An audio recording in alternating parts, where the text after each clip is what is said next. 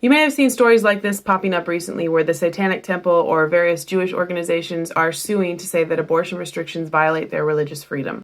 My name is Monica Snyder and I'm the Executive Director of Secular Pro-Life, which is an atheist-led anti-abortion organization. Our board president and founder, Kelsey Hazard, is an atheist and also an attorney.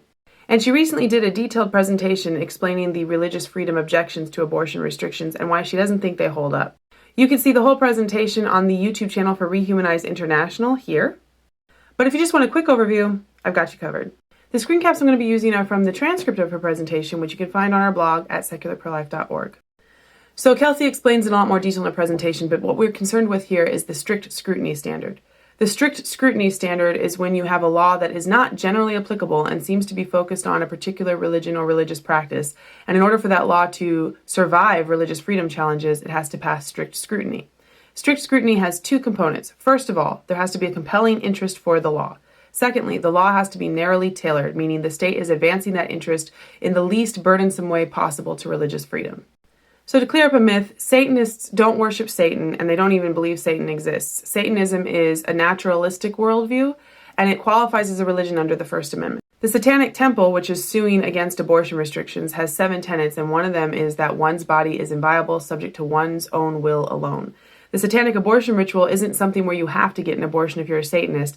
It's just that if you are getting an abortion, you sort of meditate on that tenet in order to cast off guilt, shame, and mental discomfort involved with the abortion. So the idea is that abortion restrictions prevent Satanists from practicing this religious ritual. While Satanism doesn't require anyone to get an abortion, Jewish lawsuits are a little bit different. The argument is that Jewish law actually does require abortion, at least in some circumstances. So there's a lawsuit in Florida right now against the 15-week ban that says that late-term abortion is required under Jewish law, if necessary, to promote the woman's mental well-being.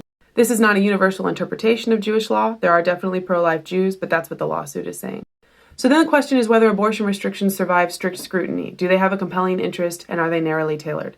We argue, of course, they have a compelling interest because they're trying to protect human life, and the Dobbs case would make it pretty hard to say there's no state compelling interest in preventing abortion. But is there any legal precedent for saying states' interest in protecting human life can trump a religiously motivated medical decision? Yes, there is. Jehovah's Witnesses interpret the Bible to say that they should not receive blood transfusions, and there are many cases where parents will refuse life-saving blood transfusions for their children based on this sincerely held religious belief. And there are many court cases that have replied, no, you can't do that. In particular, there was a case where a Jehovah's Witness woman was pregnant and she had an RH incompatibility issue, and the county filed a lawsuit while she was still pregnant to clarify that they were allowed to give a life-saving blood transfusion to the infant once the infant was born. The court sided with the county. Americans are free to believe human life doesn't begin at conception, but they're not free to make martyrs of their children because of their religious beliefs.